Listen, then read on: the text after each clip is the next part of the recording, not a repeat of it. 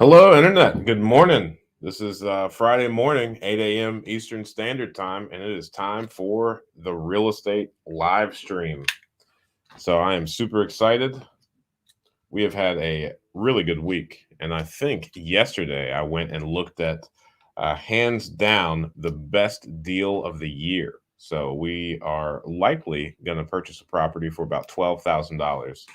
Um, Believe it or not, we're trying to negotiate a little bit, but we'll see what we could do. And the garage is larger than the house, so it should be pretty fun. And for $12,000, it's in surprisingly good shape. I mean, it's in horrible shape. Don't get me wrong. My son didn't want to go inside of it, but all things considered, I think it's probably going to end up being one of our better deals of the year, if not the best one. So let's go ahead and I hope you guys can hear me. The screen looks just a little bit different today. I think it's because I'm using the real lights, not those little studio light things. All right, so let me go ahead and get these banners. So post your questions in the chat, anything that you might have. I'm going to go ahead and throw this disclaimer up here since we're going to be talking about a lot of fun stuff. This is not professional advice. You should not listen to anything that I say. You should go out, verify it with local realtors, attorneys, CPAs, anyone that makes a living out of this, rather than me who just tries to occasionally be helpful by giving my opinions to the questions that sometimes people ask. So let's see. Cameron Bennett, good morning, man. I'm happy to see you on here. I think it's been a while that you have typed something in. I'm sure you've been watching still. So before we get started, prop stream.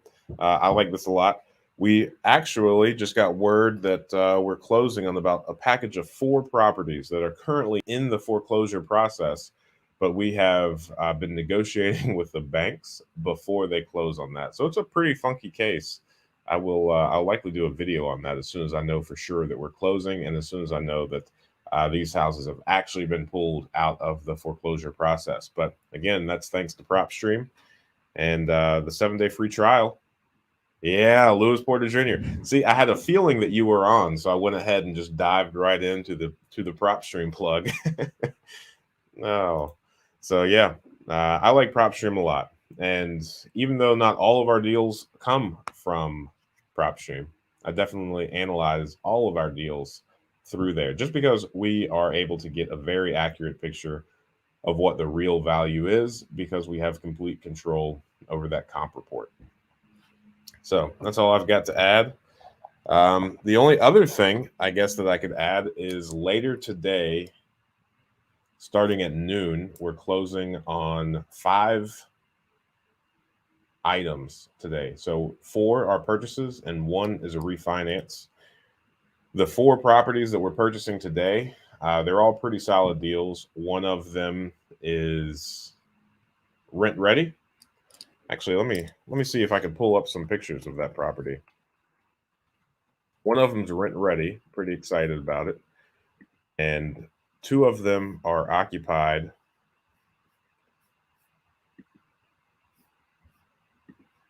And one of them needs a lot of work.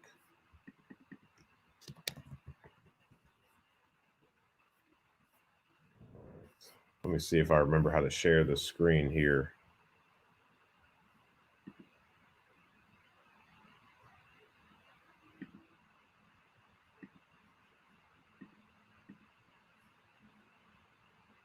Sharing screen is screen sharing is easiest with 2 monitors. That'll be a whole ordeal for me to try to do that. All right, let's see.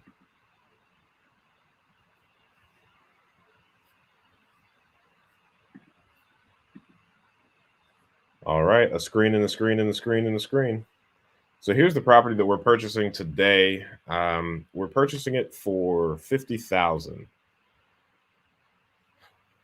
maybe a little bit less, right around $50,000. And I like to think that it's rent ready.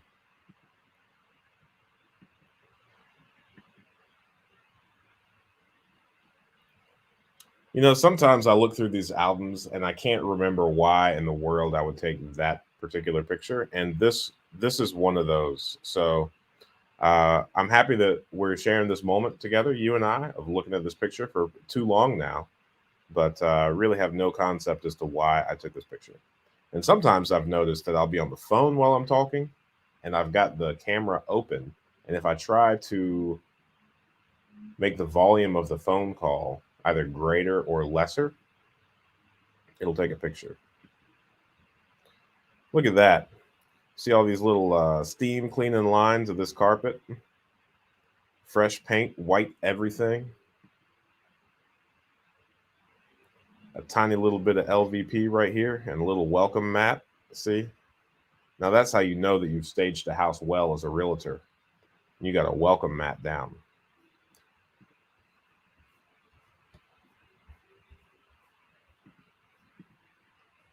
Man.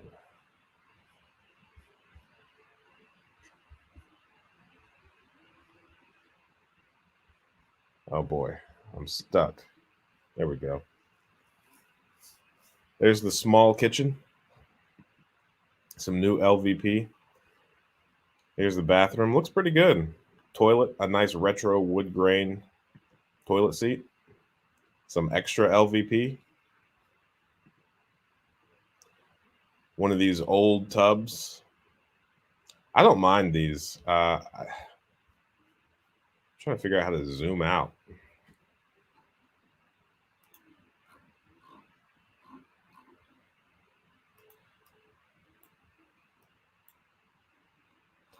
Yeah, I've messed this up.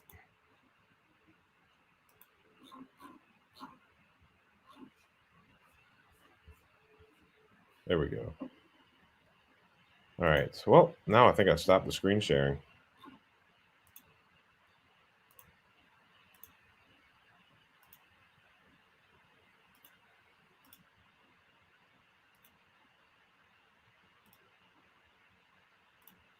There we go.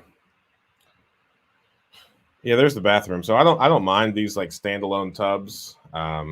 It's been converted, or this thing, whatever you want to call it, has been added for there to be a shower. You see somebody has built like a partial wall. Obviously, as you know, water. We all know how water works, so it would be better to have some like a full wall behind this shower, but that's okay. It'll work. And there are the rooms. So it's pretty clear cut. I mean, it's ready to go. It is rent ready. So hopefully we'll have this listed later today, and it'll be rented out very soon. Look at that. A nice backyard with alley access. The back of the house looking pretty good. All right, let's see what kind of questions. I've saved up enough capital to begin my real estate journey, 50,000, wondering if I should start at an auction. I don't think I would, Cameron Bennett. I think auctions, I mean, you should. So I just recently recorded a video that I'm kind of happy about, right? But it's called The Seven Streams of Deal Flow. And I think a lot of times when people are getting started looking for that first deal, they really limit themselves. Say, I'm gonna start at an auction. Really, you should just start analyzing as many deals as you can from as many different places as you can. And you know, this property that we're getting a great deal on, like I mentioned at the start of the call, the one that's probably the best deal of the year so far, that did not come from an auction. That's part of like a probate case. It's to settle in the state. Um, so I wouldn't hone in on one thing. I think that's one of the first mistakes that a lot of people make. I would look for solid deals from anywhere, and not get caught up on just one thing. Because what you don't want to do is say I'm going to start at an auction and then get to the point where you're taking the best or the worst deal at one auction, where there's another deal sitting on the MLS that would be a better deal than your auction deal. Another reason I don't like auctions for like the first time buyers. Now, there's always exceptions to everything, and I'm sure that some people's first deal came from an auction and they did fantastic. And again, you know, there's just as many different ways to make money in real estate investing as there are investors. But the downside of auctions are that you don't have access to the interior, and I guess in a nutshell, I'm just not a fan of anyone for their first or even their second deal taking on a potential large rehab project. I just think it's too much too soon. I'm I'm I'm a lot more comfortable with people buying, for the most part, turnkey or rent ready properties for their first handful of properties. It just, there's a lot to learn and a lot to get used to without adding the complexities of doing a lot of work yourself. Nice. Good work. Yeah, those are fantastic. Try doing a seller financing deal instead of spending all your cash on one deal. That's a good idea as well. Lewis Porter Jr. always coming in with the good recommendations. Yeah, if you can find a seller finance deal, I mean, that would be great. Generally, they're hard to come by, especially in really hot markets. But I mean, if you could find them, they're really worthwhile. We got lucky recently, and no questions. That's all right, Brittany B. Thanks. I appreciate you looking out for me. We were able to get a seller financed package recently of 11 properties. We did really well on that. The whole package of 11 properties. Brittany B is going to like this because it's these beautiful Midwest numbers. The entire package was 280,000. We put 50,000 down, and we are carrying the seller financing for 18 months. It's amortized over 30 years, I believe, at like 6% interest. So our monthly payment is about 1,300 per month. All 11 properties were occupied. The total rent is like 5,600 per month. They're very much so under market, but everybody's been there for 11, 12, 13 years, if not longer. So it's got some deferred maintenance on it that we're going to have to address before we refinance it. Some are, like one house in particular is just covered in vines. Um, but again, that's okay. It's all part of the deal. It's baked into the numbers. We're going to take care of it. We're going to make these things nicer, and we're going to refinance it with a traditional bank. And in the meantime, we're just going to love the fact that we get to own those properties. All right. Let's see here. I guess because you said it, Cameron Bennett, what were your biggest takeaways or impressions of these two books, The Wealthy Gardener and Building Wealth One House at a Time? I'm a big fan of the One House at a Time. I think the biggest takeaways that I had there is, Will and I, my brother, we've often thought like it's really hard to go wrong over like 30, 40 years, so long as you get into the deals inside of the appropriate parameters. And just the way that Schwab laid out his parameters and said it's really hard to mess up over the long term if you stick inside of these parameters. I thought that was really helpful. It was really fun to read that from somewhere else. So yeah, I'd be interested to know your big takeaways of those books. 18 months seems short.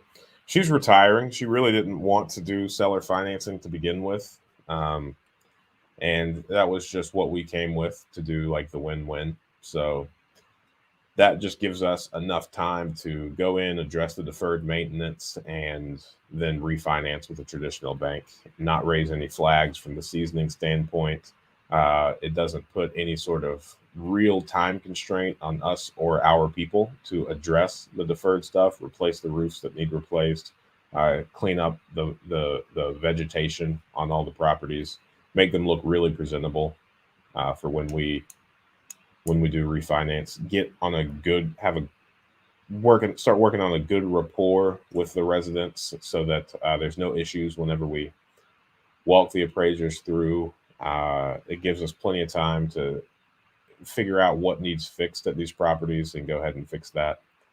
So, I appreciate seller financing in the sense that it allows you to get really good deals without involving a bank.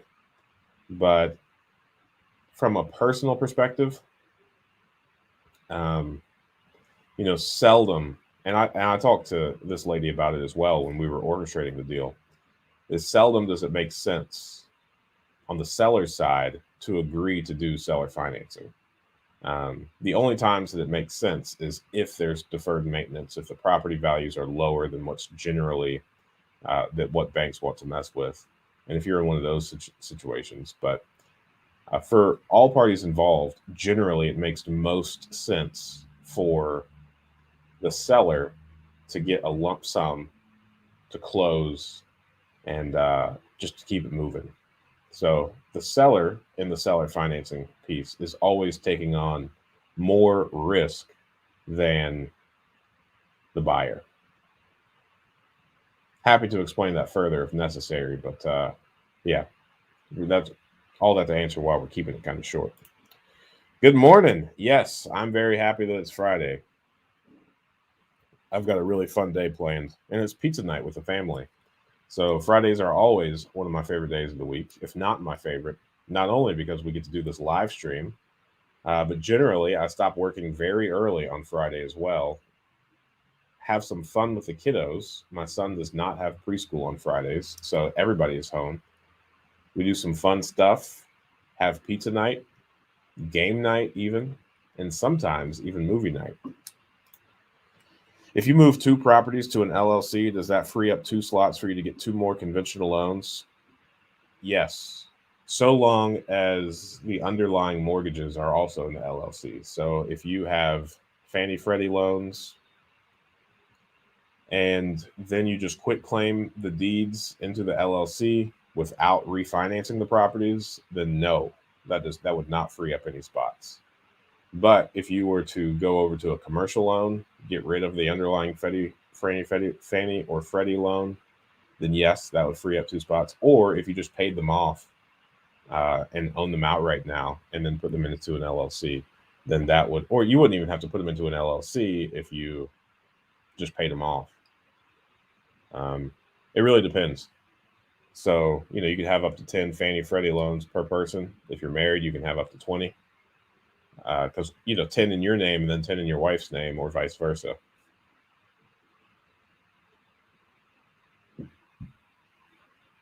What is your email address? Ryan@seekwisdom.us. I was about to write that down. I don't need to write that down. Seller financing is French for deferred maintenance. Oh, that's funny. Yes, it is. Have you done a vacation home loan yet? No. Anything you could talk about getting one?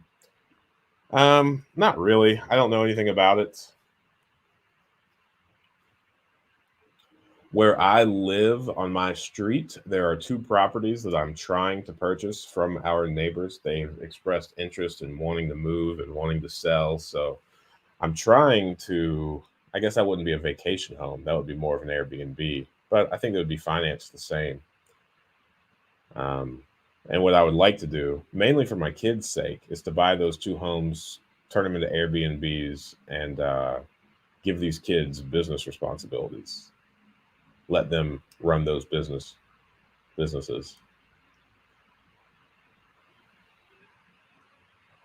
think that'll be good. I think it'll be fun too. I might do that today. I might one of them. Even though it's my neighbor, it's that property has been vacant for several decades, and I used. Let me get this out for Lewis Porter Jr. I used this link, PropStream, to find the address of the person that owns the property, and I skip traced them as well and got their phone number and email address. I emailed, I called all of the numbers, none of them work. And ultimately, what I did was drive out to this property, knock on the door. And at first, I mean, it's like 40 minutes away from the house. So anytime that I'm just in that area, I'll knock, I'll stop by, see if I can get a hold of anybody. I was able to get a hold of someone once, and they want to sell it, but they had someone in mind, and they told me if it didn't sell in the next couple of months to come back, which is what I need to do now. I need to follow up on that. That's what I'm looking to do in St. Augustine and Daytona, Florida. Yeah, I think I think it could make sense. Do you think the housing market will decline the next few quarters? Wondering about selling a house soon. Speculating is one thing that I don't do. I try to stay true to form, and I try to stay inside my little box and buy properties that make sense from a cash flow perspective. So we've sold um,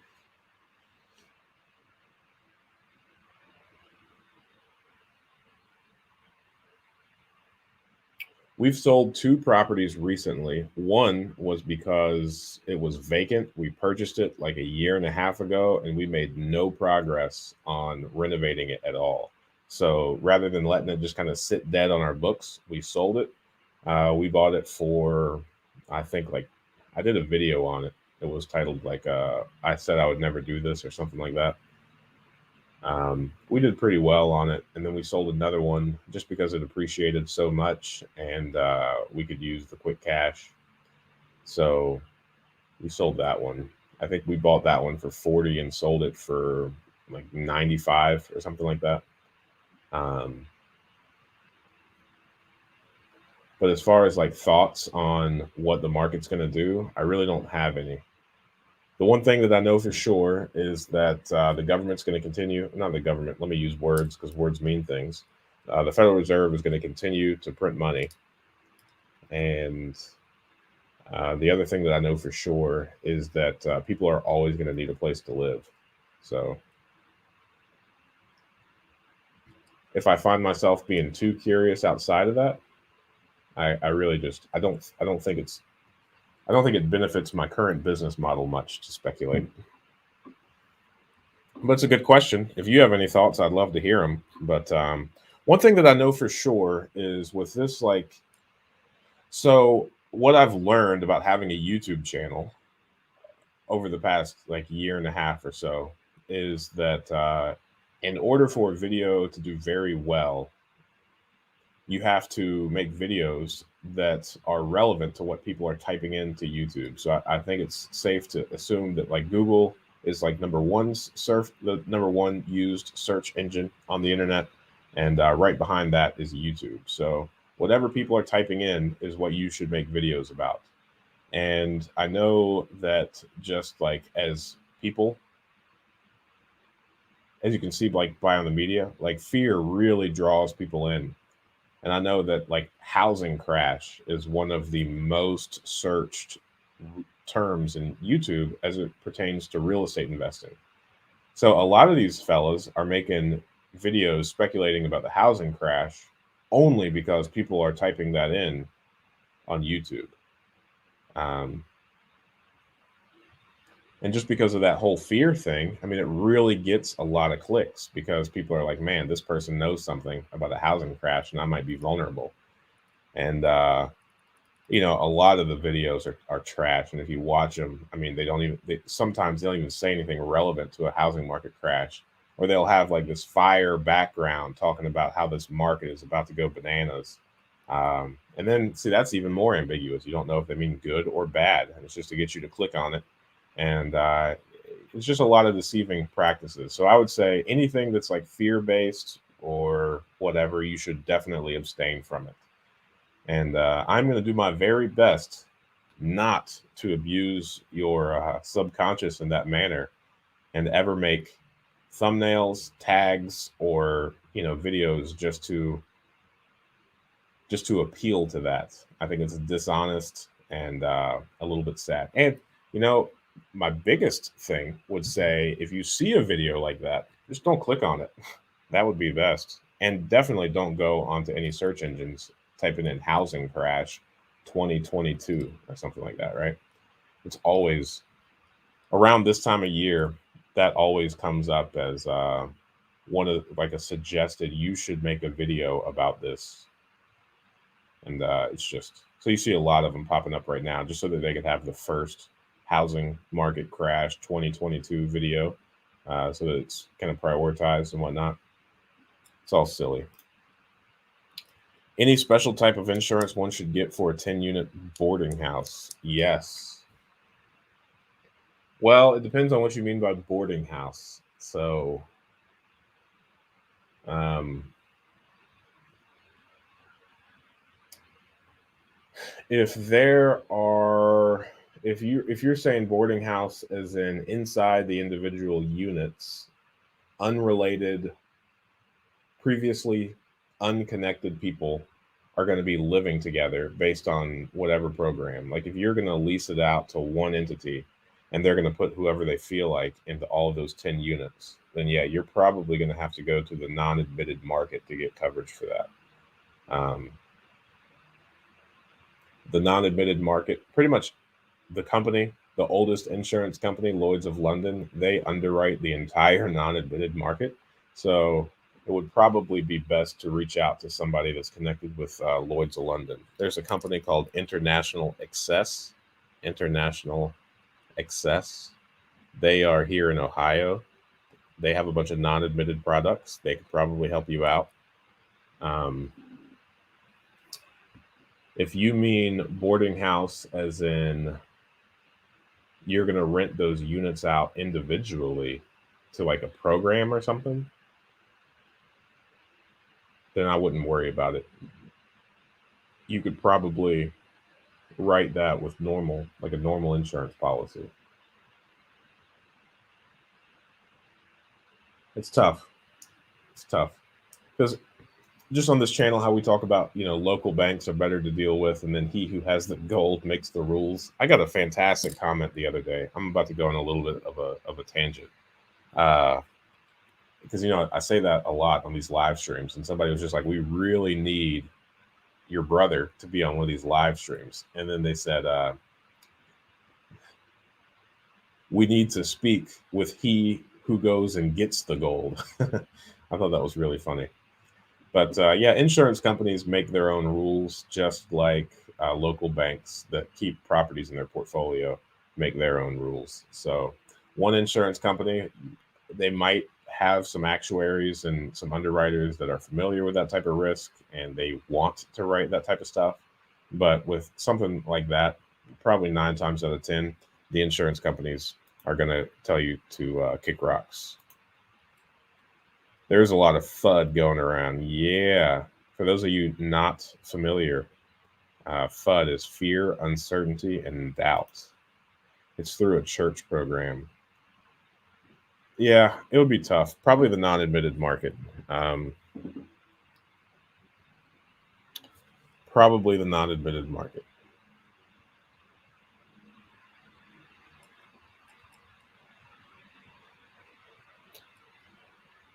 I don't know how you would do this without Appfolio, but I'm sure you can. Is Appfolio has partnered with this program called like Roost Insurance. And what they do is they allow for a property owner to have a master policy and then schedule all of their locations on that. And that policy has a $0 deductible, and it provides $100,000 worth of coverage for each person for the damage they might do to the property. So it's kind of like renter's insurance, but not really, because it doesn't cover any of their personal belongings. It just covers the $100,000 of damage done to rented premises. So we have that master policy. It costs $9.50 per location per month, and we assess that back to the resident. So, like, let's say we're renting a property for $800 per month. We, above and beyond, put that $9.50 charge on their statement for insurance, and that covers us. Now we only do $9.50. We don't collect like an administrative fee. It makes us zero money. We pay that insurance premium every month, and then we just recollect it from the residents. But like if somebody doesn't pay their rent for a month, then you still owe that $9.50. And that is something that if you're able to get something like that in place and have the church pay for that, and then take that to the insurance company that you're looking at getting that written with and say, hey, the first $100,000 worth of damage caused by any of these residents is going to be covered by this master renters policy program, then that would probably make them a little bit more comfortable, because especially a lot of these programs that are in place for either adults with disabilities or recovering addicts or something like that. Anytime you have several adult unrelated people, then you have a higher propensity towards having miscellaneous claims or like resident damages. Fires are probably the most common. And it's always silly things that these insurance companies like to reference, but they're real. Like I know the last insurance company that I talked for a similar scenario, they recently had to pay a couple $100,000 out because one of the adult disabled people put some type of paper right on top of the water heater, and that paper caught fire and uh, burned the house down or something like that. So there's a lot of liability, and insurance companies shy away from things that have, you know, um, unusually high levels of liability associated with them.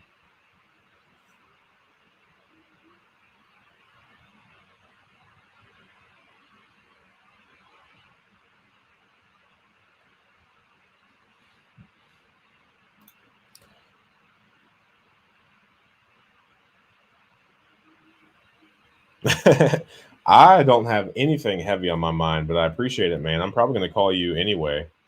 Um, yeah, man, it's America. I got an American tattoo. Yeah, man. No, I'm having tons of fun. I would actually say that everything is starting to come together, and I'm feeling really excited. So for the past couple of years, I mean, when we started out on this journey, and I really do want to meet up with you and get some lunch soon as well. But I'll also say that, like, um, I mean, for the past couple of years, it's been a struggle. I mean, we've been building businesses, both the insurance agency, the real estate, and now this property management company, and then also the YouTube channel and the mastermind that goes along with that. And it's been a lot of effort, and everything has been on our shoulders. But we now have 4 full-time employees, and our recurring revenue is starting to get pretty stable and predictable. And yeah, things are just going really well at the moment. So now I'm having probably the time of my life, and I'm really gearing up to thinking through like what next year is going to look like. And I really want 2022 to be like the year that I hang my hat on, like the hardest year that I ever worked, for a couple of reasons. I think it's going to be the last time that we're going to be able to double. So our initial goal was to double our rental portfolio every year until we couldn't. So I mean, the first year we had that duplex, we bought it in August. So we ended 2017 with 2 doors. We ended 2018 with like 21 doors. We ended 2019 with 38 doors. We ended 2020 with 80 doors, and now we are at 100. And later today, we're going to, once we close on all the things that we're going to do later today, we'll be at 189. So we should end the year right around 190, which I guess is what we're at. So we've got a few properties under contract still. Let me see if I can see how many. So after today, we will still have 2 properties under contract. So those 2 will put us at 191. So yeah, next year we're going to try to buy 200 homes. And yeah, I feel like we're firing on all cylinders. I'm very, very excited. What's the latest on that taco place business? I'm starting to lean towards a laundromat instead. We actually discussed that this morning at every Friday morning. I have, before this call, we've got an informal get together. Um, I don't want to call it a mastermind. It's just a bunch of guys that meet Friday mornings. It was inspired by, I don't know if you guys have ever gone to like a Bob Evans or Hardee's or Wendy's or some spot like that that serves breakfast, but there's always that same old group of guys that meet there like every day or at the same time once a week or something like that. I've always been very inspired by those people since I worked at the Waffle House and Hardee's when I was in college, and I always wanted to be part of one of those groups. So right before COVID became a real thing, I started one of those groups just to meet every Friday morning and just talk. And it's pretty fun. I like it. Anyway, we were talking about that this morning, and I think laundromat is probably the right move. What we have done is we've applied for a grant here locally, and as part of that grant that I'm still waiting to hear back on, you know, the whole grant is federal money that is given to the city, and the city wants the citizens to figure out how to use it and kind of vote on it. And it's got like an emphasis on housing because at one point Dayton had like a 30% vacant housing stock. So that's still high emphasis for us to like fully recover from, the depressed state that we've been in for a really long time. And as part of that grant, it's trying to prioritize like minority owned businesses. And they kept saying brown people. I don't know. I don't know when that became a real reference, but brown people and underprivileged or historically underdeveloped or whatever the words are. So as part of that grant application, what I put for that unit was we would let the community vote on what business goes there because we asked for some money to repair that place. And then in turn, we would give that business like 2 years of free rent. So we're waiting to hear back. That's kind of at a standstill until that grant either goes through or doesn't. If it doesn't go through, what we're probably leaning towards is getting it outfitted with the appropriate utilities and turning it into some type of laundromat because there really isn't one in the area. And I think it would be a good fit. Nice. That's what I like to hear. Are you getting into commercial properties or multifamily? I don't think so. I'm a huge fan of the the residential properties. I am uh, really partial to single family homes. And, a lot of people think that you might start in single families and at some point you like graduate into commercial or multifamily. And I just don't think that's the right way to look at it. Right now, I mean, the trend is actually going into the other direction, and I'm optimistic because like Zillow, Open Door, and some of these other iBuyer type programs um, have already decided to like get out of it.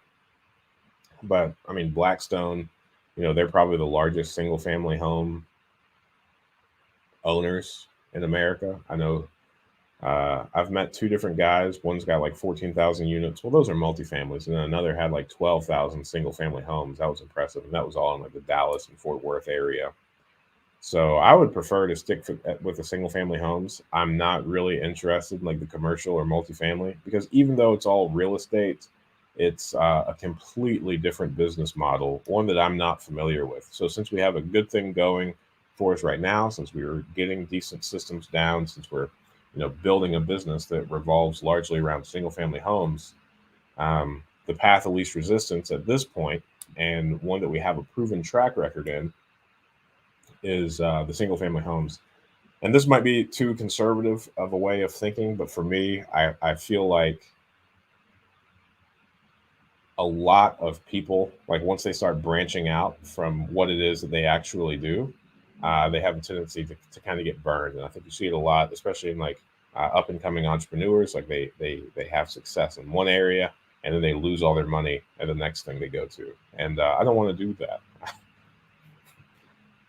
Since you're looking at laundromat, are you watching Investment Joy's YouTube channel? No. That would be fun. Yeah, they are those. I like to have more than one family so that when someone moves out, you'll still have income. Yeah, I mean, I get that sentiment, but at the same time, like if you've got, let's say you've got 3 or 4 properties, um, if you've got more than a single family home, like if you've got 2 single family homes, then I mean, that same thing is true. So, we've got like 180 some, and we've had more vacancies than we've ever had before. And it's nerve wracking whenever you look at the numbers of like if all the properties were rented out, how much more we would be bringing in. But yeah, it's one of those things where, um, I mean, we still have income. So I think scale is important. I think having 10 properties is very important. I think if you're interested in real estate investing, I think you should get to 10 properties as fast as possible. I think that's when like scale really starts to kick in, and like the law of averages or like the law of large numbers. So regardless of whether it's 10 single families or 1 10 unit or uh, a duplex and 2 4 units, however you want to dice it up, I just think that the scale is important, but the form isn't.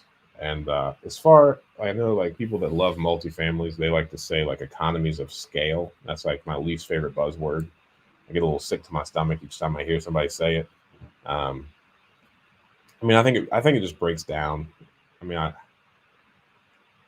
don't know. I think so long as you have scale in your business, you can benefit from that.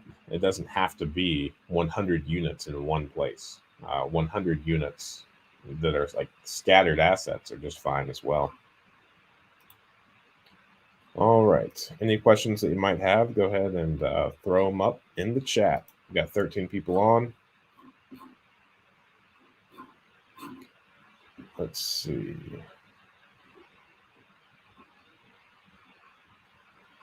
See if I missed anything. Don't think so. Don't think so. I've posted 3 videos this week. One about evictions. We went through 4 evictions a couple months in the last couple months, and that was like going over the aftermath of those. I did one. One of the common things that we talk about here is the BRRRR strategy. Sometimes someone new will come in and ask me about that, and I'll go on a rant as to why I dislike the terminology. So I recorded the video about that, and then also the 7 streams of deal flow, because I think that's really important. And I mean, truly, each time I'm at the closing table, I get asked by somebody at the title company or another investor, it's just like, where in the world are you finding all these deals? So I laid all my cards out there on the table, and now everybody that watches that video knows exactly how I come across all these deals. And I know at one point I was doing like 1 video per day. I think that's pretty steep. I don't quite have a schedule worked out as how many I'm going to try to post on a weekly basis, but I'm definitely going to try to get back into the swing of recording more videos than fewer videos. So it's a good way to get information out there. And it's been a long time since I've like watched what other people are saying on YouTube. So when I started digging into like, if I were to make videos about real estate investing, what should they be? There's a lot of crazy stuff out there. A lot of people that may or may not actually be real estate investors out there giving people real estate advice. The Wealthy Gardener was my favorite because it helped me get through these long days, but reminded me of the power of discipline and consistency in order to prosper. The book was very motivational. Yeah, I would say as far as like the self-improvement space, I think that is one of the best books that have been written, like probably in the past decade. I really enjoyed that book. And John Saford, the author, he's really good people too. I've had a couple conversations with him, and super, what's it called? Not above board, upstanding. I don't think that's the right word either. Really good guy, good people. That's all I want to say.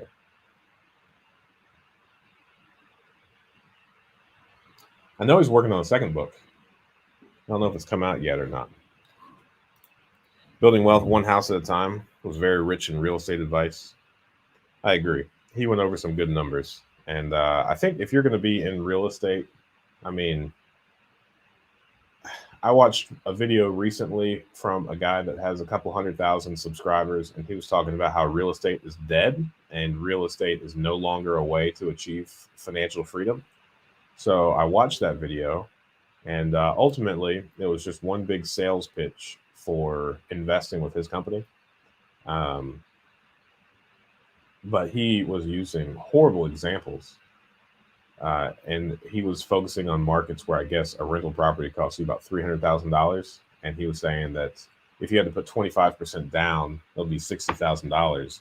And that's not a good return or use of your $60,000 to get like an extra couple $100 per month And I don't disagree with them, but I also am not in the business of buying rental properties for $300,000. So there's that. Real estate's not dead though. But buying properties in overpriced markets, I mean, that's probably not a good idea. I mean, I don't think, but I would say it's not wise to buy anything that's overpriced. And if you're gonna live in an overpriced market, it should be because you're getting overcompensated by an employer in the area. If that's not the case, then you should probably rethink it, unless it brings you great satisfaction because it's like a vacation spot or where all your family has collectively decided to live. But if you're looking to get involved in real estate investing, then these higher priced markets are places that you should probably move out of. And I know a lot of opportunity opened up for me whenever I took the plunge, moved out of North Carolina, and moved to Ohio. So there's that. And I have a firm belief that if you are frustrated with your current position, or if you are wanting to get into real estate investing, but you're looking around and your local market just doesn't have opportunity, then you should probably, suck it up and move to somewhere that has greater opportunity, or stop complaining about living in a market that doesn't have any opportunity. But just little old Ryan Ingram. I recommend anyone who's into self development to read The Wealthy Gardener. I agree. Me and my wife are renting right now, but considering moving to a cheaper market like Cleveland. Do you see the same potential in Cleveland for beginners as you did when you first started? Yes. I think probably anywhere in Ohio, in the Midwest. I don't think he was very interested in rebuilding communities. I also have a mentor that is teaching me how to renovate row houses in the city. Nice. Yeah, that's really solid. Um, You're so right. We're in Charlotte and it is tight. We were considering relocating back to my hometown of Cleveland. Look at this. Everybody's moving to Cleveland, which is where we are investing. Currently in New Jersey, and this is how I feel, planning on moving. That's what I'm talking about. Yeah, let's all move. And, in talking to John Saforic, I did an interview with him, and we've talked a couple of times on the phone. And,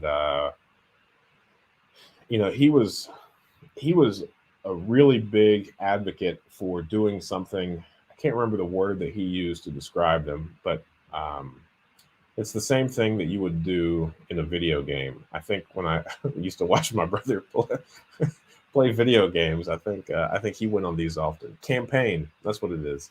A 5-year campaign. He said that he encourages most people to do like a 5-year campaign and just say, hey, I'm going to move to this place for 5 years and do these things. And that's all I'm going to think about. And that's all I'm going to do. And I'm not going to deviate. And that's how I set it in my head whenever I moved up here to Ohio, because it was a really tough decision for me. I love North Carolina. Huge fan of the entire state. And that's where I grew up. That's where my parents are. And it was really tough to move away from them. But at the end of the day, if I was serious about making more money and chasing down opportunity, then moving and going to the places that opportunity was makes most sense. And I don't know much about Cleveland. However, I'll say that most of the Midwest is in the same predicament where we have just massive infrastructure from like the industrial, times, tons of manufacturing, tons of vacant places. And I think it's just a matter of time until, you know, these places become occupied again with something. And, the EPA and all of the government entities that make manufacturing difficult to do in America, OSHA and EPA. I think if they ever loosen up, these places will thrive again. Or, uh, you know, other people will figure out how to use the places and and rebuild it. And I also think that we might see a little bit of kind of like workplace equality. That's not the right word that I'm looking for. Those aren't the right buzzwords.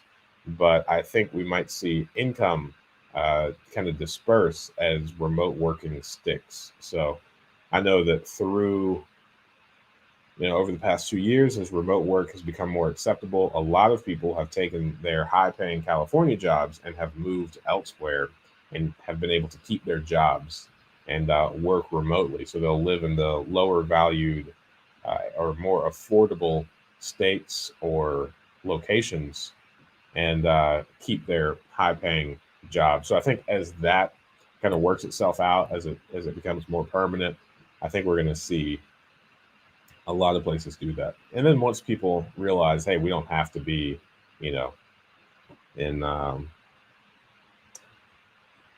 I can usually say everything that I'm thinking. I have had so many blanks drawn. The place where everything happens in California, all the tech stuff. But once they realize they could do that from anywhere, I think that'd be good. I live in Delaware, and I'm done complaining as well. I don't mean for that to be harsh. I agree. Only way is up from here. True.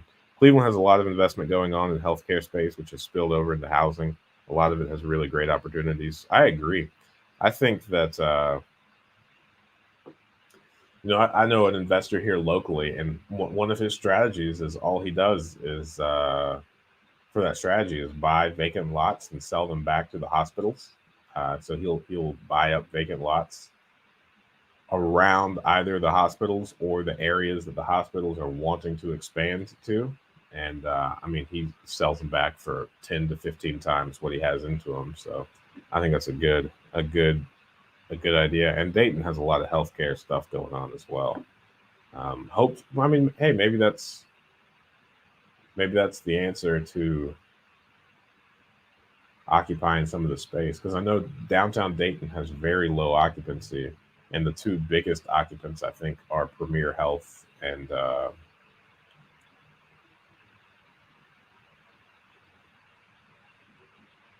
Care Source, which is health insurance. Thanks for your videos, and tell us what your end goal is. How much would you like to make per month, and how many rentals are enough? That's a good question, and I don't think I really have one. So a lot of my goals are not revolving around those types of metrics, but I do know that I want to, have X number of employees and help X number of people become financially independent. Um, I did a video like my goals for 2023, and I still keep up with those regularly. I've got some that go past that, but it's easier to look at the end goal and then work that back into like the short term. So kind of what my brother and I are having a lot of fun with right now is the fact that we have four people at the moment that are full-time employees, and all of them are significantly happier doing what they're doing now than what they were doing. And it's becoming increasingly important to me to create, I guess, kind of infrastructure for these guys to really thrive um, and increase, their personal holdings and net worth as well. So,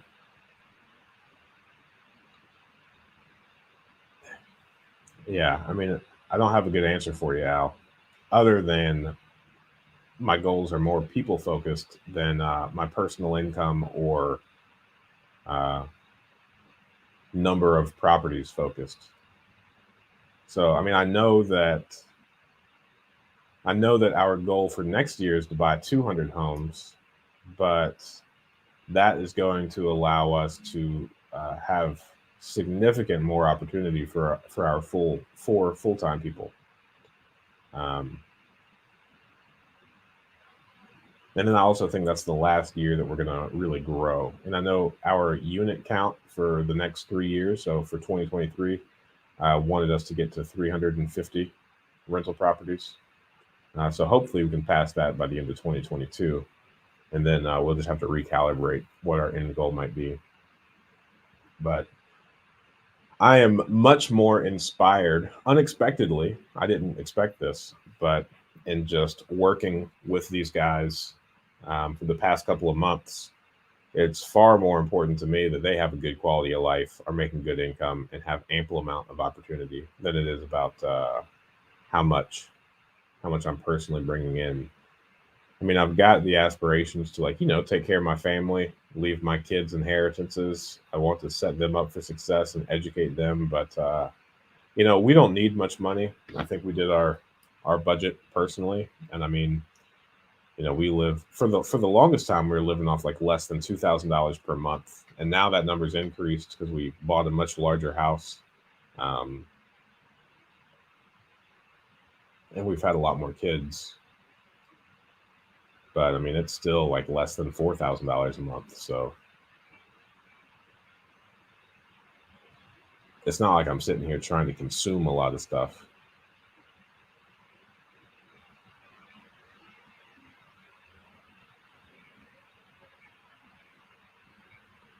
Look at that, Al, making me think.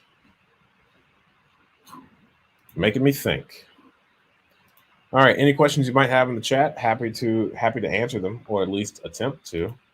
Let's see here. What else can we talk about? Cleveland, maybe. We'll talk about Cleveland some more. Encouraging people to move. It was Grant Cardone. That's a fellow that I was listening to a lot when I was trying to figure out how to make more money, and he was the one that first suggested that you should be focused on moving where the opportunity is. And it's really imperative that if you want to be successful, then you need to be looking for opportunities. And if you realize there aren't opportunities in your area, but there are in others, then it's in your best interest to move to the place that has all the opportunity. And there's one fella, he does our leases at the moment. I met him via this YouTube channel, and he moved from Arizona. He tried to get into like wholesaling, and he tried to get some rental properties out in Phoenix, and he just didn't have much luck. And he's moved here, and now super proud of him. He's been working really hard, and he's got 4 units now, and that's really encouraging. And it's just a matter of moving. So he lived in a townhouse in Phoenix, and now he moved to Arizona, and without much difference, now he's got four rentals. So you could use your knowledge of real estate investing and push that out 20 or 30 years and say, even if he were to not do anything else, that move has made him a substantial amount of money. I would say all 4 of those properties are probably worth somewhere around 600,000. He got some nice stuff, a lot nicer than what we got, what we normally get, just in like the suburbs. So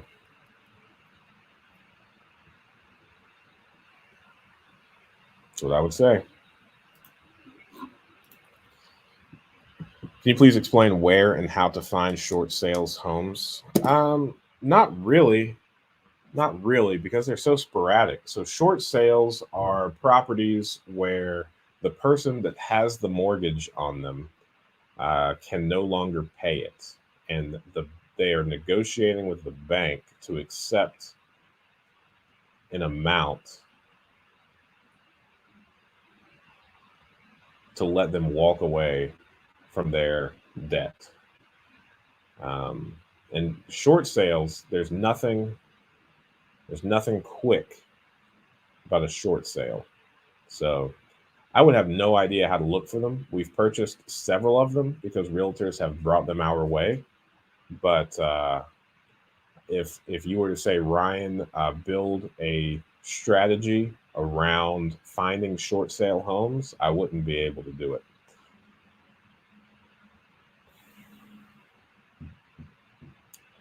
Because the window for the short sale is before the foreclosure starts. So if the foreclosure has started, then it's too late for a short sale. So you're not looking at any sort of foreclosure list or even pre-foreclosure list. You're looking for people that are currently just in default on their mortgage and they're behind a couple of payments. Okay. So the only people that have that information are the banks. So then where I would start for trying to create some sort of short sale system is I would start networking and finding the people of the local banks that are in charge of um, that process. And I would say to them, I would go out and tell the banks, hey, if you have any properties that the people want to sell because they can no longer afford their their payments, then please let me know. And you just have to reach out to a certain number of those because everything's a number game, and hope for the best. So, of all the short sales that we've purchased, it's been through a realtor. And I think the reason is I think the banks, when they are in that position, reach out to a realtor. And I know part of the process that we had to wait on the most recent one is the bank had to do an appraisal to make sure that they were selling the property for the right amount. And I think the way that the contract was written and the way that the bank wanted to operate is we had to pay whatever the property came, whatever the property appraised for. Um, so there's that. That's all I can think of.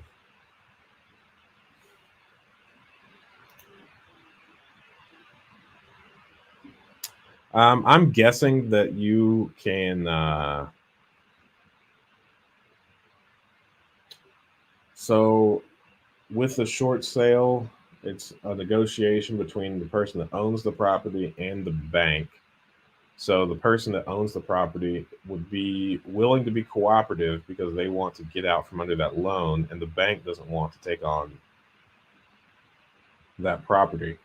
So you should have plenty of access to the interior, and if you have access to the interior, then you should be able to finance it. So you should be able to finance the property. And since there's nothing short about a short sale, you should have ample amount of time to get any potential bank or financier all the information that they need. Oh, look at that. Thanks. I appreciate I appreciate you saying that I have both courage and mental strength and that you're learning a lot from it. That's super inspiring to me. How do you find cheap properties in Cleveland? Man, I'm really proud of the video that I just recorded about 7 streams of deal flow. And I know we have on this live stream, we've like loosely talked about it a couple of times of just like the more deals you've got coming in, because all of business, all of sales is just a numbers game, right? So if you've got this fantastic product, but only one company that could ever use that product, then it's going to be a really tough sale. But if you've got a really fantastic product and you've got 1,000 companies that could benefit from that product, then just the sheer numbers, I mean, selling it to at least 5 of those companies doesn't seem to be that tall of an order. So if you're looking for really good deals, then the way to find those really good deals is to be exposed to the most amount of deals as you possibly can. Um,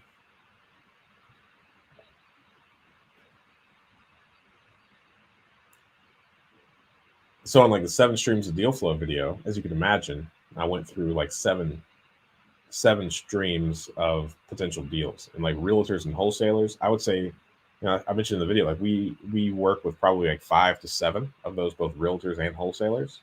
So I mean, that's like 12 different people in just the first 2 streams. And then as I'm sitting here talking about it out loud, I realized that I completely left off like Facebook Marketplace, Craigslist. I've got I know some investors that really thrive in finding properties in those locations. So I would probably include that into like the word of mouth section of that video. Um, so I think in order to find the best deals, you should be exposed to the most amount of deals. So if I were just going to a new market to find properties, I would want to look at as many potential deals as possible. I would get plugged in. I would search. So I would go like Cleveland Real Estate Investors Association. I would start at that Facebook group. I would search Facebook for other real estate network groups that might meet there. I would get on Bigger Pockets and look at all the people that invest in Cleveland. I know because I know that for a while I was talking to a lot of California investors that all invested in Cleveland, and there were so many of them apparently that they had their own local California meetup for people that invested in Cleveland. So I would look for stuff like that. And in those groups, you should be able to find a significant amount of realtors and wholesalers that like working with investors. I would try and get on all of their mailing lists. I would set up some pretty in-depth searches on like Zillow and Trulia and the MLS. I would ask for realtors. I would ask multiple realtors to set up alerts for you and to be on the lookout for this type of property. And then I would also just start talking to a bunch of people in Cleveland. I would find other like kind of network groups to be a part of. Like if you liked, I'm just talking here out loud, right? But like if you liked fishing or something, I would try and get plugged in to like a fishing thing. And then while you're at that fishing thing, just never stop talking about real estate investing. Just drive these people bananas about your quest to find rental properties.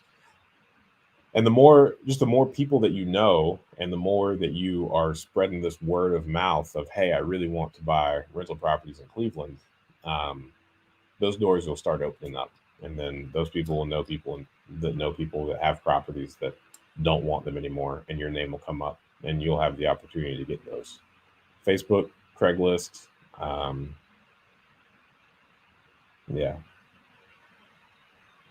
All of the ways to buy homes is the way that you should be looking to buy homes. Thank you. I appreciate that. Colorado, true. Making me feel real good. In the Cleveland area, want to invest in properties in the Cleveland area, maybe we can connect. Absolutely. That's awesome. Yes. I mean, PropStream is a really good source. Actually, you should click that link to a 7-day free trial of PropStream. Now, I think on the 8th day, they'll get you and they'll charge that card. But I mean, I think PropStream just gives you all of the tools needed to become pretty familiar with a new market really quickly. So you can identify properties that are currently on the MLS for sale. You can identify properties that are in the pre-foreclosure process. And pre-foreclosure is really just when the bank or whatever lien holder has filed the foreclosure paperwork, but it's just not yet the actual foreclosure date. It'll show you properties that are linked. So if you find one property that you're interested in, you will be able to see if that owner of that property has any additional properties. You can set up and create lists.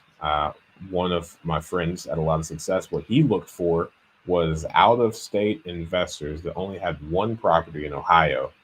And the reason he wanted that was he wanted to have the conversation when he reached out to the people on this list of, hey, I know this property is a burden for you since it's your only one here. And he got a really great deal on the property in the area from that list.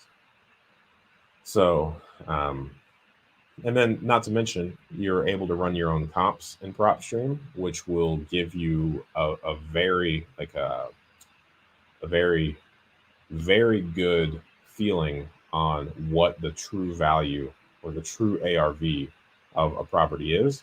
Because just in one centralized location, you're going to be able to go through all of the recently sold properties within a certain distance that's similar square footage. And you'll be able to look at the pictures of them if they have, in fact, been uploaded on the internet. So it's a very, very helpful tool. I highly suggest it. Thanks for asking me that question that allowed for me to plug PropStream. And plus, being an affiliate, they make it worth my while to say all these things. But it's important to me that you know that I have so much integrity that if I thought it was a bad product, I wouldn't be sitting here offering it. Go to the Planning Commission's website and read the plans. Maps are included. Make sure you get them in your car and go see. You can have perspective. I really enjoyed your podcast. Very informative. Are there any circumstances where you can buy foreclosure homes with financing, or is it always going to be cash in full? So I mean, you can use financing to buy foreclosures. It doesn't have to be your cash, it just has to be someone's cash. And because, for the most part, foreclosures and financing them, um, from the foreclosure process, the way it works is nobody has legal rights to that property until the foreclosure is completed. So you don't have access to the interior of the property. So because you don't have access to the interior of the property, traditional banks are out of the question because they don't want to help you buy a property that like has no floor, you know, or something else is horribly wrong with the property. Um, so you could do like a hard money lender. I know, obviously, I know everybody comes from different backgrounds and has different family or whatever, uh, and has different, access to financials. But if you have a track record at all, you could get some friends collected together and, orchestrate something that's favorable, like giving them 10, 12, 15% returns, letting you use it to it's secured by the property, and you can do it that way. Hard money lenders will charge you points, and but I would reach out to some hard money lenders, see how they feel about foreclosures and what their process are. Chances are they will lend to you on them, but it'll probably be a little bit more expensive than I would care to pay. But again, if I had no money and needed or not no money, that's too harsh. If I saw a great deal that was a foreclosure and there was like 60, 70 grand worth of equity in the deal, then paying 5 to 10 grand in fees might not be so bad to get that deal. So it really depends. I would always encourage everybody to raise their own money whenever possible, though. So if uh, if you don't have to work with a hard money lender, I wouldn't. If you can put together a campaign to get money from friends and family, um, to increase your network, to have more people in it that might have money that you could borrow and give them a favorable percentage and it's secured by real estate, I think that's the ideal way to go.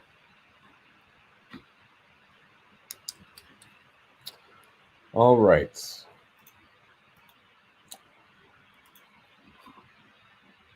Thanks, Cameron Bennett. I appreciate that. That's what I'm talking about. I might go get some right after this. So I sure do appreciate it. I watch other people's live streams of people that have like, hundreds of thousands of people on there at the same time. And they have it like kind of baked into their model that anytime a super chat comes in, they like do something special. Or, um, the really large channels, they only answer your questions if you give a super chat. Um, we never have that many people on. And I don't know what to do other than say thanks. So, I don't know. Just not that flashy enough. I get a lot of comments that say thanks for being straightforward with no fluff, and thanks for not being gimmicky and stuff like that. And it bothers me to see other people be real flashy and gimmicky, especially as it pertains to real estate investing. But there's also an element of me needing to market myself and me just not knowing how to do it appropriately. So um, I would like the channel to grow with the right people, of course, but I don't want to kind of be flashy or do that thing we talked about earlier, just like fire in the background, housing market crash, even though they don't really know. And you talk to the video and you're more confused than you were before you clicked on the video. There's a couple of people that have very, very, very large channels that each time I watch one of their videos, it's just like, why in the world did you even make this thing? Like you didn't even give an opinion about this matter. But that's my rant for the day. That's my rant. I appreciate it.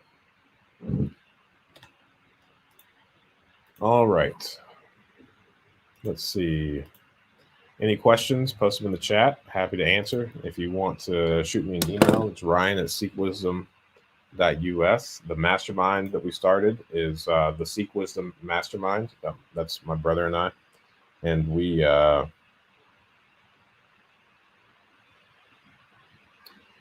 seek-wisdom.com/join. There's also it's like a 20-minute video that I recorded just explaining like what it is, what I hope it to be, and all of that.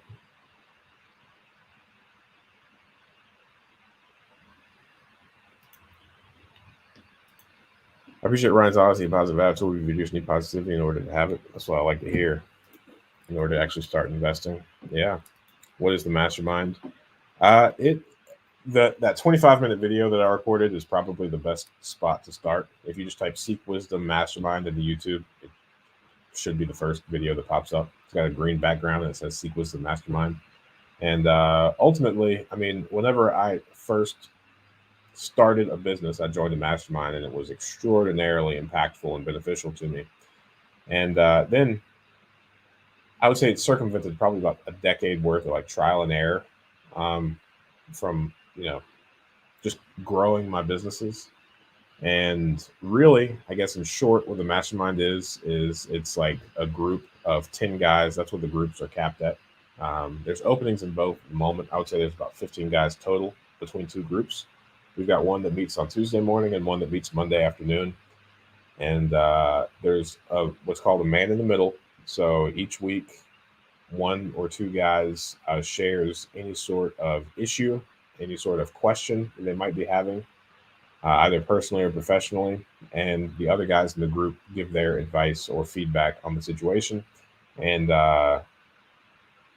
it's just a collective way to think through and process information and obstacles that you might be facing in either your investing or your actual business. So in the group, I mean, we've got guys that have around 100 properties.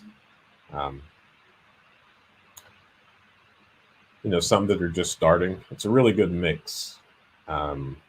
We've got a couple of private investors in there that do a fantastic job. Their whole goal is to lend out X amount of dollars. So it's really good. It's really good.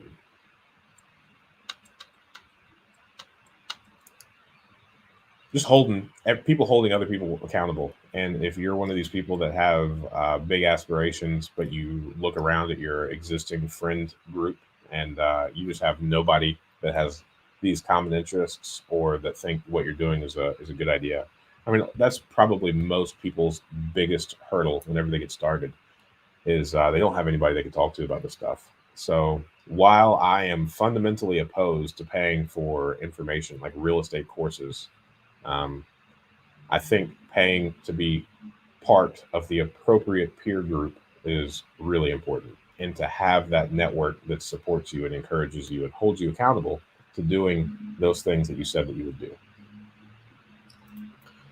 I placed a ton of links in the chat for folks interested in Cleveland investing.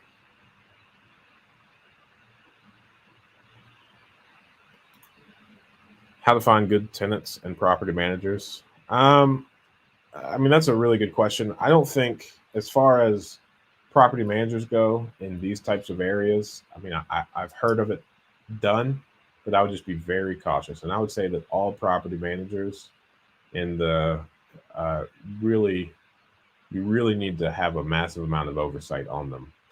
And I would say that regardless of the property management company that you pick, if you have the appropriate amount of oversight, you'll know pretty quickly whether they're worthwhile. I would say the biggest red flag is if the property management has an agreement and that it requires some sort of like prepayment if you were to break that agreement with them. So if you have a property management company that you're interested in and they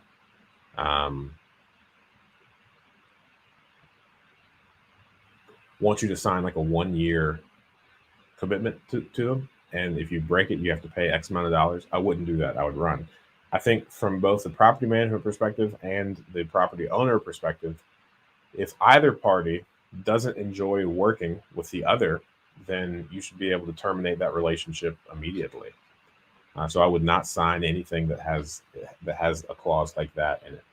As far as finding good residents, I mean, you're not going to be able to do it 100% of the time, but you can put the appropriate amount of screening questions and screening criteria in place where you can definitely make those situations a lot more infrequent. The ones where you pick the wrong people. Um, but you can only screen so much, and kind of like the numbers game of finding properties, it's the same for the residents. Most times, one of the things that everybody should tell themselves often is the majority of people out there want to do the right thing. The majority of people out there want to have a good home and pay all of their bills in a timely manner, right? So you've got the minority of the population that doesn't want to be a good person and doesn't want to pay their bills on time.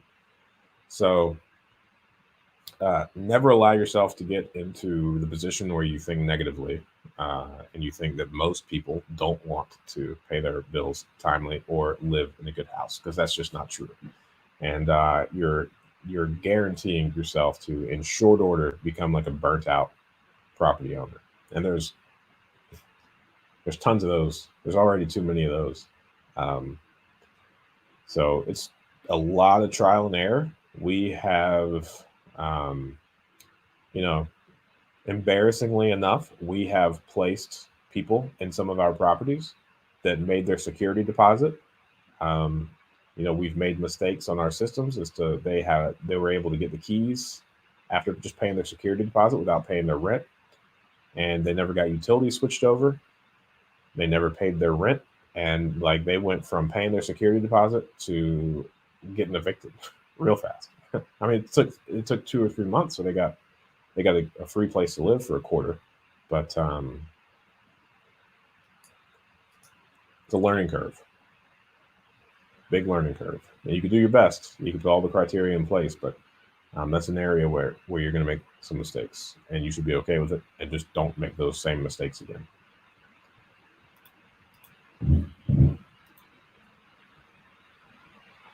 Yeah, this live stream, I've never seen this happen. This is just like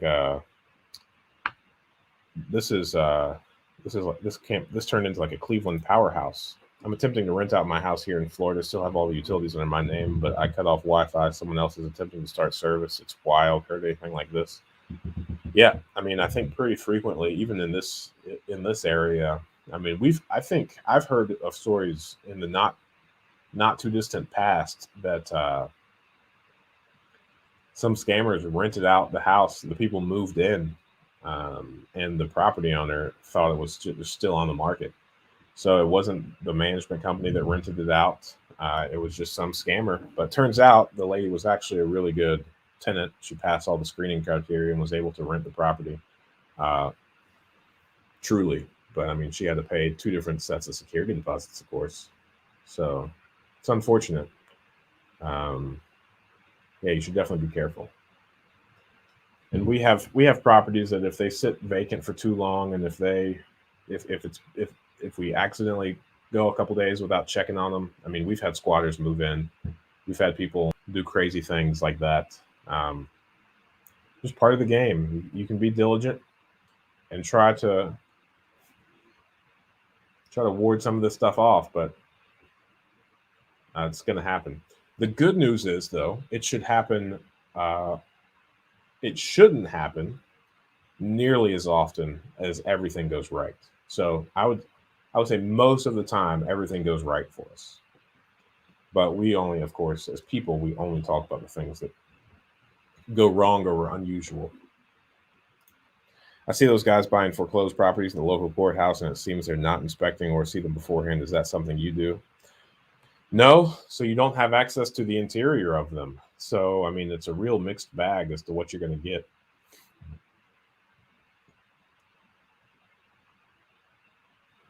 I used to be in law enforcement, and I really do my best to never break any rules ever.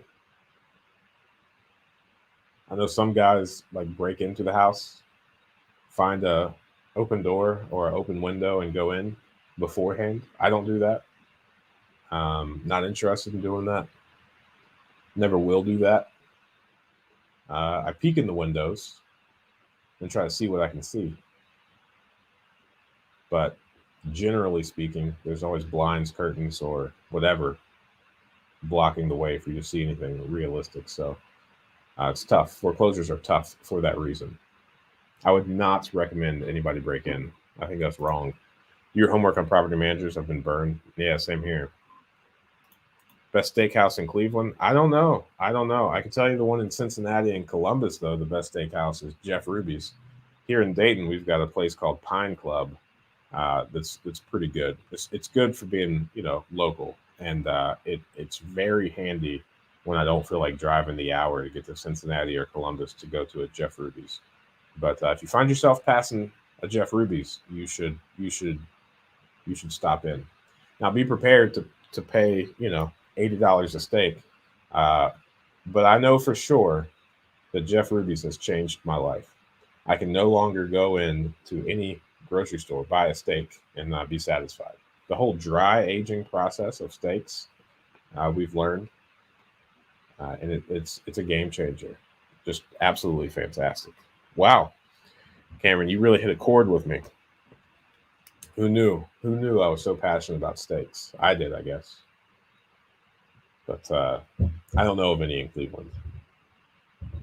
But Jeff Ruby's has set the bar real high. All right. Any questions? Let's go ahead and post them in the chat. Other than if not, I think I would like to go ahead and get this day started. I've got a couple of hours before the first closing.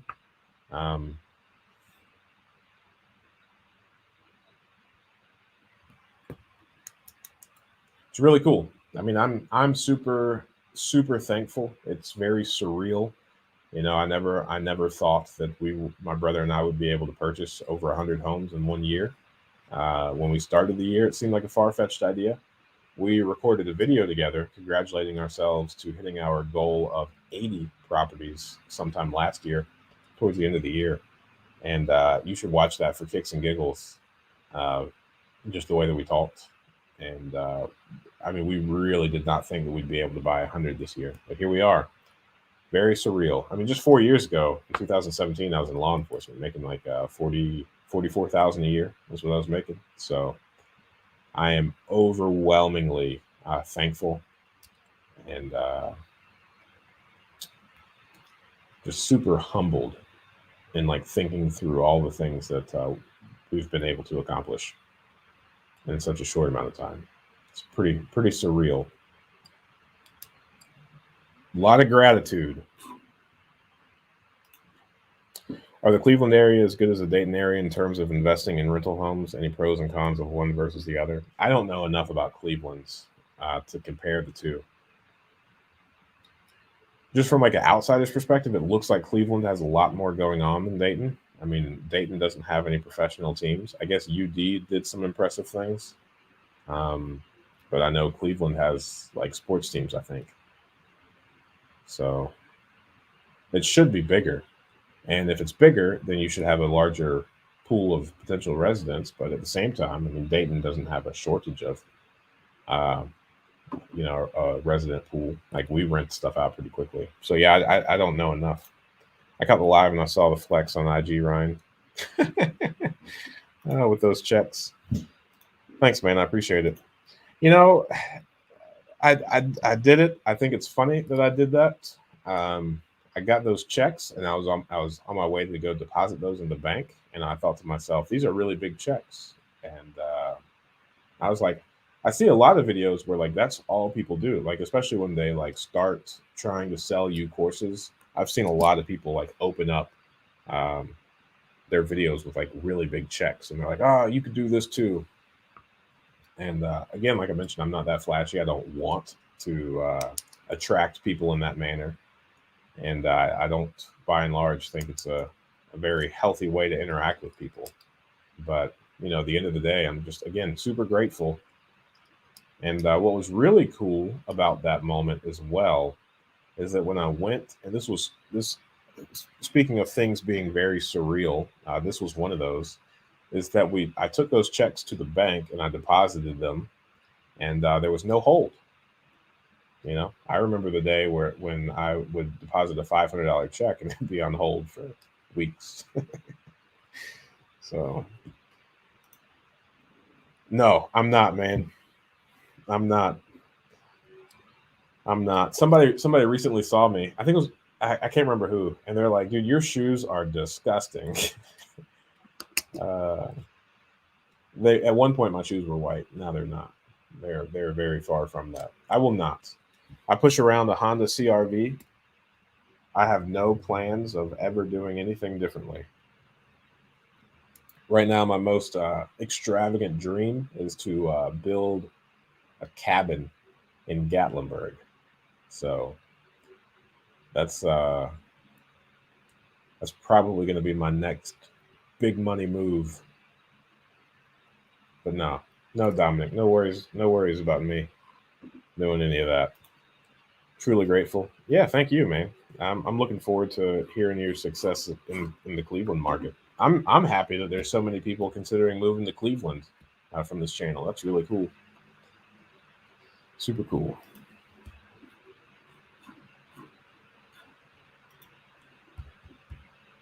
All right. Well, if unless there are any other questions, I'm gonna go ahead and call it a day.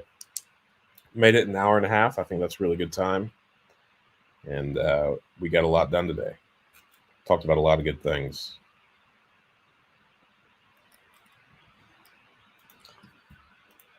I've rented a cabin in Gatlinburg for a long weekend. Yeah, Gatlinburg is one of my happy places. I like that place a lot.